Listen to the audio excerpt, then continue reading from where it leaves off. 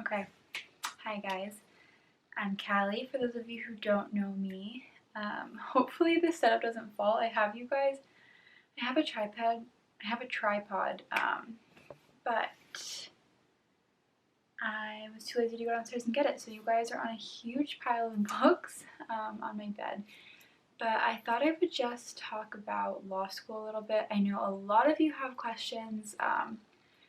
I had you guys send some questions in for a question and answer video, which I also filmed, but I think I'm going to put this one up first just to answer like a lot of general, broad law school questions. I see a lot of the same ones in my DMs, so I'm just going to talk about like how I got into law school, why I chose law school, and yeah, things I guess I wish I knew before law school and just the whole experience.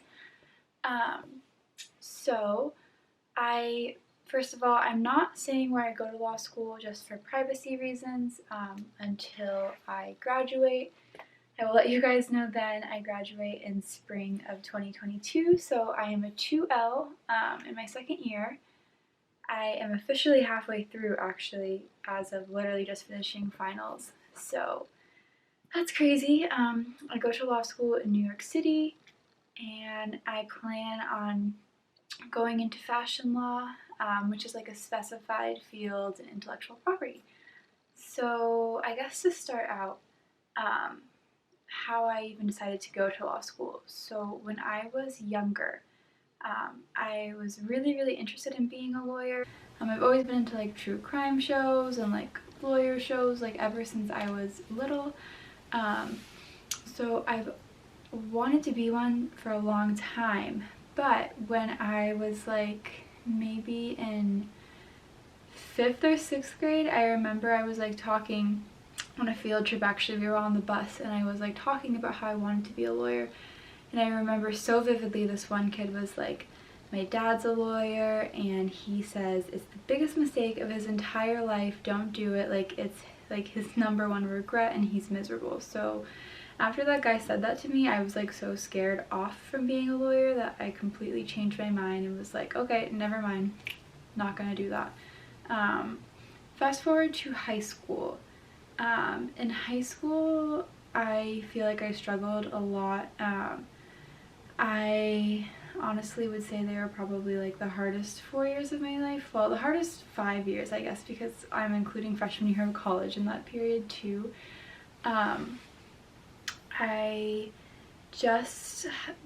When I went into high school, I had a lot of friend drama. Girls can just be really mean, so I went in like in a weird spot my freshman year. A lot of people dropped me because I like wasn't acting cool enough. So then my sophomore to senior year, like I just stopped caring about school and like went with the image of like I don't care, I'm like too cool for school to care, just to fit in. Honestly, that was like my whole mentality, was just like it was funny and quirky and cool to not try in school, which I really regret. I obviously like it turned out fine, so I will say if you are in high school and you're struggling with grades or just struggling in general, remember first of all that high school sucks. Like almost no one looks back on high school and was like, wow, that was a good time. You could not pay me like $1 billion to redo high school. But anyway, high school sucked, and so then I remember so vividly I cried on my high school graduation, not out of happiness, just out of like all of my friends who had tried in school and done well and were all excited about like the colleges they chose to go to. I remember just feeling bummed out because I didn't even have options. I didn't do well enough in high school to even like choose where I wanted to go to school. It was just like I had like 3 schools that accepted me and I had to choose which unappealing school to go to. So I went into a school. It was like in the middle of nowhere, in this super tiny town. I think like the whole town was basically just the college, and then there was like 2 pizza stores, like 1 Mexican restaurant, and 1 bar, and that was the entire town. And the whole vibe there was just like, once again, like, don't care about school, you're weird if you go to class, you're weird if you try in school.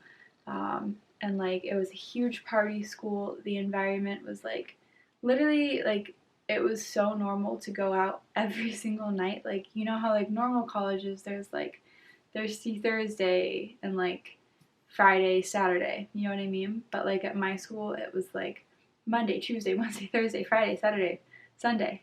It was every single day. And so in that environment, I really, really struggled um, to do well, obviously, because I truly believe that the environment you're in and the people you choose to surround yourself with makes such an impact on your life. And it was just not an environment where I could do well. I didn't really have any goals in life. I had no direction whatsoever. I like obviously wanted to go to college and get a college degree, but like I didn't know for what, which is very normal freshman year.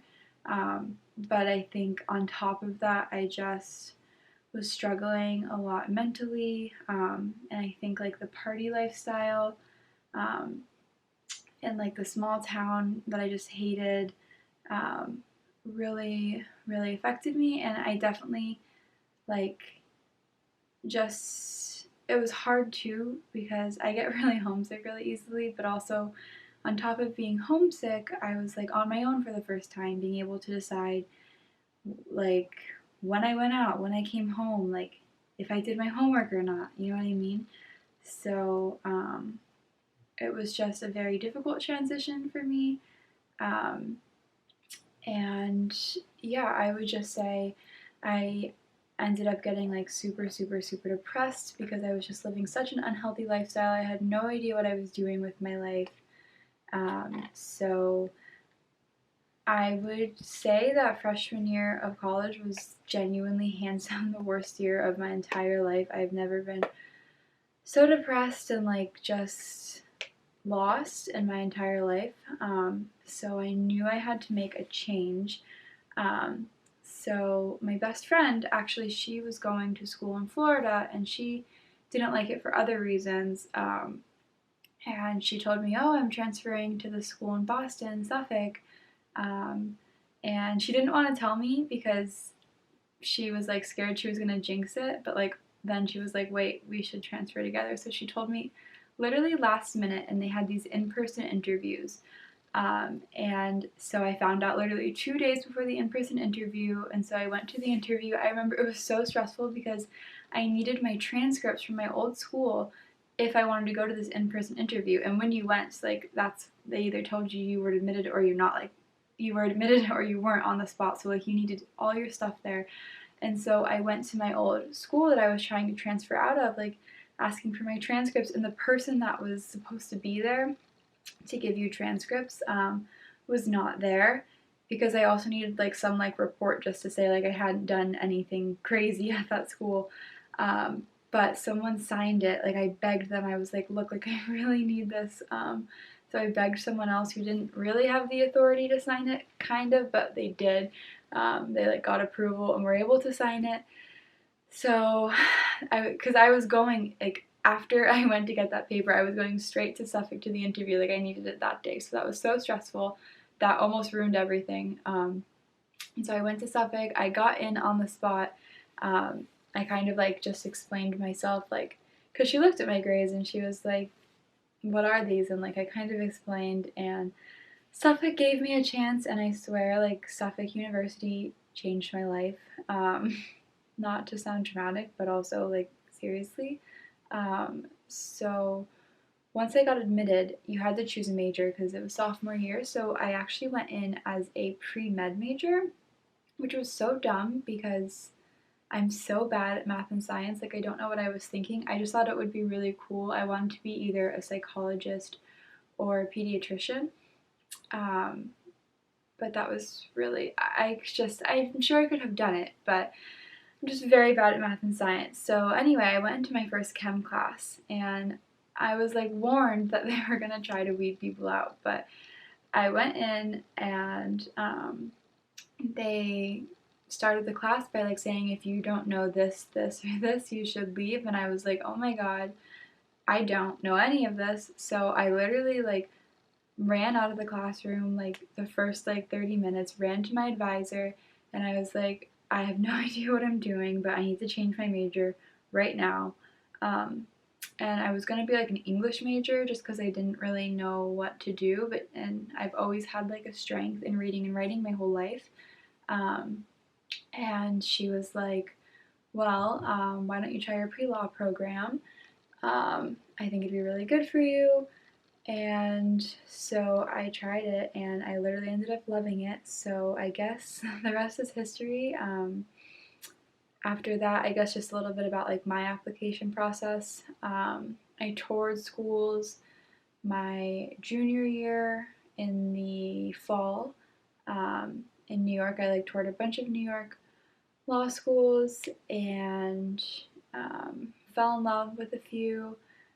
And then I started studying and prepping for the LSAT my junior year spring semester, which I would advise doing if you plan on going straight through. It's more common to take a gap year or two um, in between undergrad and law school, but I wanted to go straight through. So I took the LSAT in July of 2018, was it? Yeah, I took the LSAT July 2018, just so then if I wasn't happy with my score, I could retake it and have time before applications were due. Just to talk a little bit about the LSAT, it's so, so, so important you do well. And I don't know if this will be comforting or not comforting to people, but law schools care more than anything about your LSAT score. So, like, don't let your bad grades potentially, like, deter you from applying to law school because, or like pursuing your dream of going to law school, because I know people who have had really bad GPAs but done amazing on the LSAT, like get into very good schools. So I can't stress enough how important it is to study for the LSAT and do well on the LSAT. I took a prep course, which if you're willing to make the investment, they are expensive, but I think they're really important just because the material is so hard and difficult to learn and navigate on your own. But if you don't want to make an investment, oh, by the way, I used Kaplan. They are literally amazing. But if you don't want to make the investment, which I totally get because it is really expensive, I would recommend just like taking advantage of free online resources, free online practice problems on YouTube. I used a bunch to help me study extra. There's all these videos you can find of like LSAT prep videos, which are super, super helpful. And the key is to just do as many practice problems as possible. And when you get closer to your exam date, I would recommend you start timing your practice problems, just because once you figure out how to do the LSAT problems, it's not the hard part. That's like not the hardest part. Like, you are going to be able to solve them, but you need to be able to do it fast. The LSAT is designed to not finish any of the sections, but obviously the more problems you're able to finish in a section, the better you're going to do. And I think the LSAT is 3.5 hours. I've kind of mentally blocked it out of my mind, but I think it's 3.5 hours, and they give you, do they just give you one break? I think they give you one break. I remember I brought like this Rice Krispie treat that was like all frosted with sprinkles for my break for a snack, which I don't recommend. I brought it to like cheer myself up midway through, but it gave me such a stomachache. And after I took the LSAT, I was convinced I failed it. This is a very common trait with myself. I convince myself I fail everything, but I ended up doing well, which I came this close to canceling my score, and I could definitely had room for improvement, but I was happy enough with my score that I chose not to retake it, just because the LSAT takes your soul out of you. But yeah, so then I applied to schools. I applied early. Law schools are rolling admissions, so you technically can apply like as late as you want. but I recommend applying earlier just because obviously, like at a certain point, they're going to cap how many applications they look at. So you might have a really, really good application. They might just not see it or get to it because they might admit everyone they're going to admit before they receive your application. So I applied to all law schools in November. So I guess other important tips about the application process, I would say take advantage of like building relationships with professors at your school or employers you have for recommendations. They're not like obviously like they're not the main highlight of your application. The main highlight is definitely your LSAT score, but it still definitely can help give your application that extra push.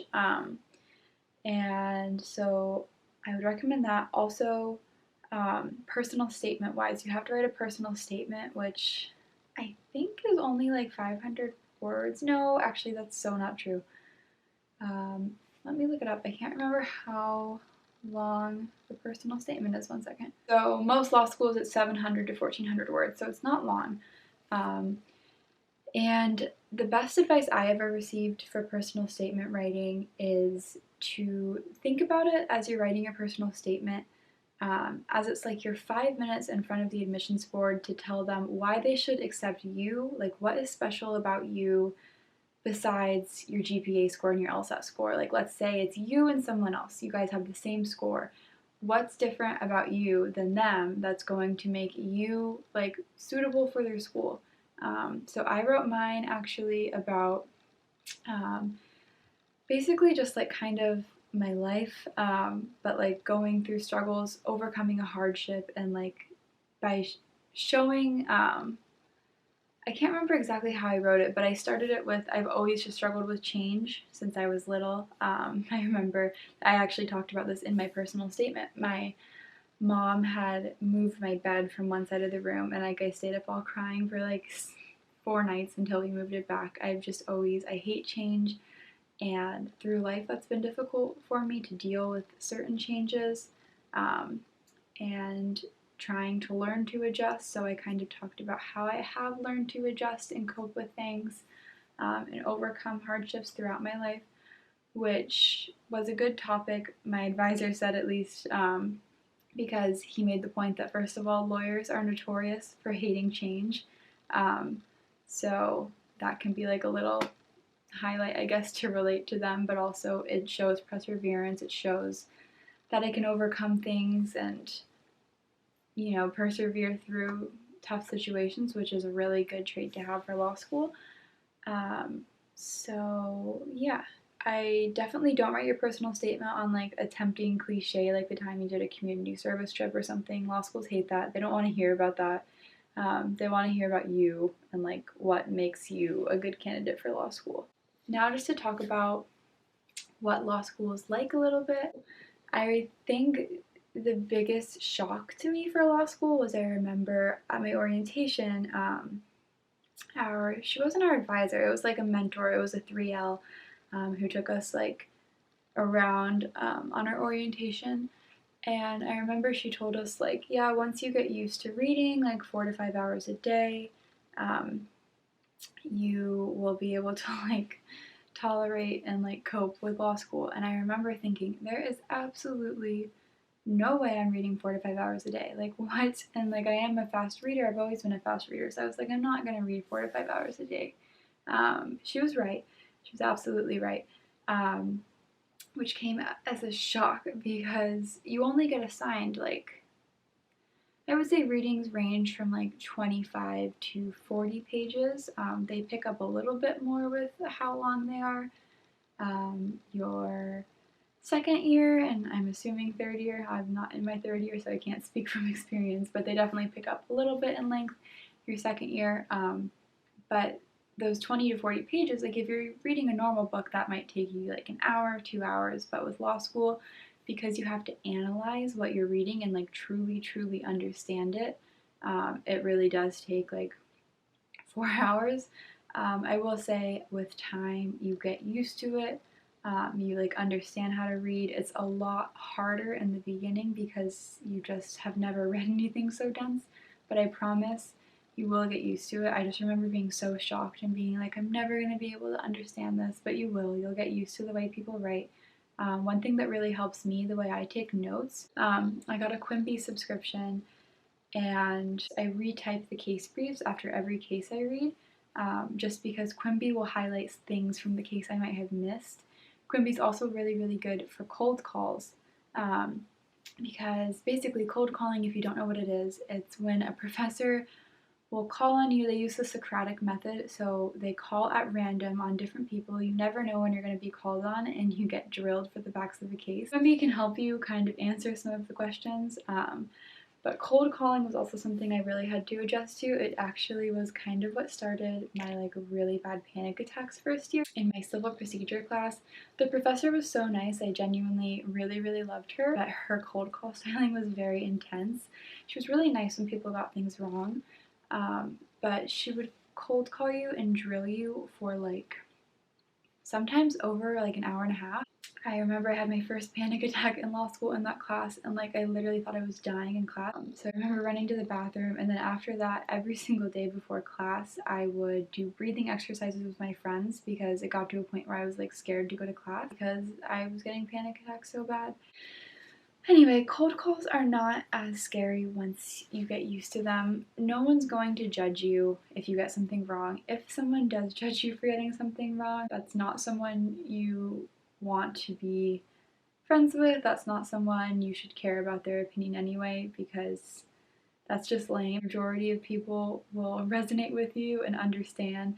And also, when you get called on, usually most people are just so relieved it's not them. Like, they're not even focusing on what you're saying. They're just like relieved it wasn't them. So your final is the only grade, which just sucks because you can do so well the whole semester and then just have like a panic attack the day of your final and totally screw up. I will say finals are graded on a curve, which is helpful because if it's a really hard final, likelihood you are all not going to do well, so then you all do well with each other, kind of, if that makes sense.